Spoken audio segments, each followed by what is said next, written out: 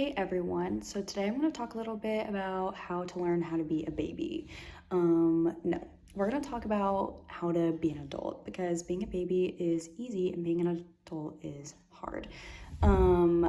So we're all adults at some point in our lives. We get to that age and everything has to, start taking care of things on your own and growing up and doing things for the first time by yourself, which can be very intimidating and very scary. From my experience, going to college was my first big life change, and this is just some advice that I wish someone would have told me before I went, because I'm someone who wants to know everything before I get into it, and that's hard to do when you haven't experienced something and you don't know yet, so you take advice from other people. My personal experience with going to college for the first time was that I thought that going to college, going away from my hometown was the golden ticket. It was going to solve all my issues. Very quickly learned when I got there that every place is going to have their own issues and every place is going to have their own highs and lows. Just going through things alone for the first time can also be very scary because you've had your family surrounded or by you or other people that are close with you, and it can be intimidating when you're alone, and then it can turn really dark and sad if you allow it to. I'm going to talk about ways to not let it go that way and to keep on trying and look at it more positively. Here's my advice is to, one, get out and do something. For me in Fayetteville, the weather and it being colder and then it's snowing and then I was stuck inside, that wasn't a good cycle for me to continue to be in my room for 5 days straight when it snows, and then it happened like 3 different times. Had to learn, I got to get myself out there. I got to go outside. Even if you don't go anywhere, just go outside and you'll get some fresh air, see some things just more than your little dorm room, because that can be very depressing. Another thing is to check in on other people, because when I feel like I should be checked in on, I'm like, what if there's another one of my friends who wants to be checked in on?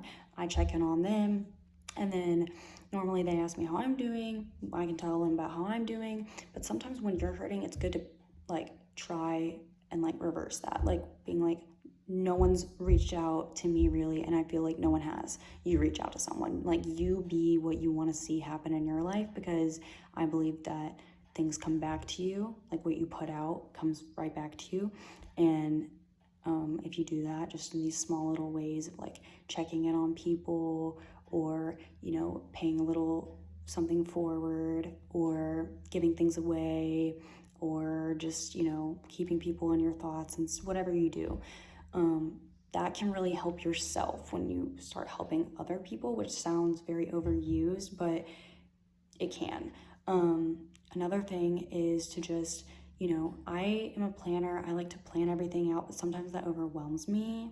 And so taking it day by day, and what I've learned is if I do a little something every day or do some prep when I have time, knowing that I don't, I feel better throughout the week, knowing that things are prepped and ready and stuff like that.